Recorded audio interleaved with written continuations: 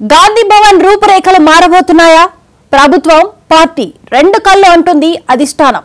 పార్టీని కాపాడుకుంటేనే అధికారం అంటున్నారు ప్రభుత్వ పెద్దలు.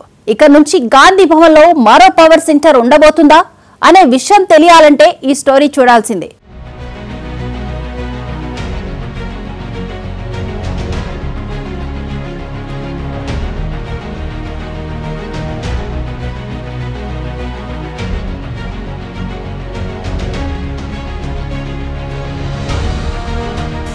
గాంధీ భవన్ ఇక నుంచి సందడిగా ఉండబోతోంది.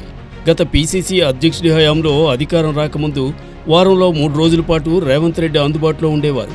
వరుస మీడియా సమావేశాలు పెట్టేవారు. సీఎం అయ్యాక గాంధీ భవన్కు సీఎం రావడం లేదు. కేవలం పార్టీ కార్యక్రమాలు ఉన్న సమయంలో మాత్రమే వచ్చేవారు. కానీ ప్రభుత్వం ఏర్పడ్డాక సీఎంతో పాటు మంత్రులు కూడా గాంధీ భవన్కు పూర్తిగా దూరమయ్యారు. దీంతో ఇక నూతన పీసీసీ అధ్యక్షుడిగా మహేష్ కుమార్ గౌడ్ బాధ్యతల స్వీకరణ కార్యక్రమంలో మహేష్ కుమార్ గౌడ్ కూడా సీఎం రేవంత్ రెడ్డికి నెలలో 2 సార్లు గాంధీ భవన్కు సీఎం రేవంత్ రావాలని, కార్యకర్తలకు అందుబాటులో ఉండాలని అన్నారు. సీఎం కూడా దానికి సానుకూలంగానే స్పందించారు.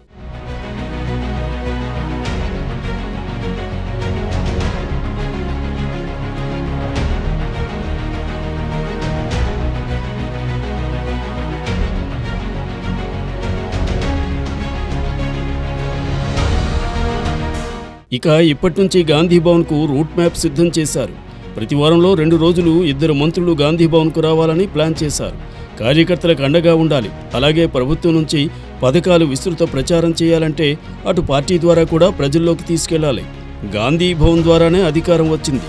గాంధీ భవన్ను మర్చిపోవద్దని పీసీసీ అధ్యక్షుడు మహేష్ కుమార్ గౌడ్ అన్నారు.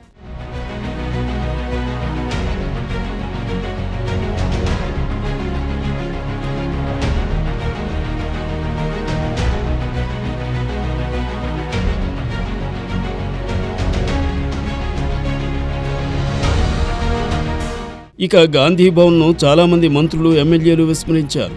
కాంగ్రెస్ ద్వారానే రాజకీయం ప్రారంభించిన మంత్రి కొండా సురేఖ గాంధీ భవన్ వైపు అసలు రావడం లేదు. కోమటిరెడ్డి వెంకటరెడ్డి కూడా గాంధీ భవన్ వైపు చూడడం లేదు. ఎమ్మెల్యే టికెట్ల కోసం గాంధీ భవన్లో పడిగాపులు కాసిన నేతలు టికెట్లు రాగానే గాంధీ భవన్ వైపు కనీసం కన్నెత్తి కూడా చూడడం లేదంట. కేవలం ఎప్పుడో ఒకసారి చుట్టపు చూపుగా వచ్చి వెళ్తున్నారు తప్ప గాంధీ భవన్కు రావడం లేదు.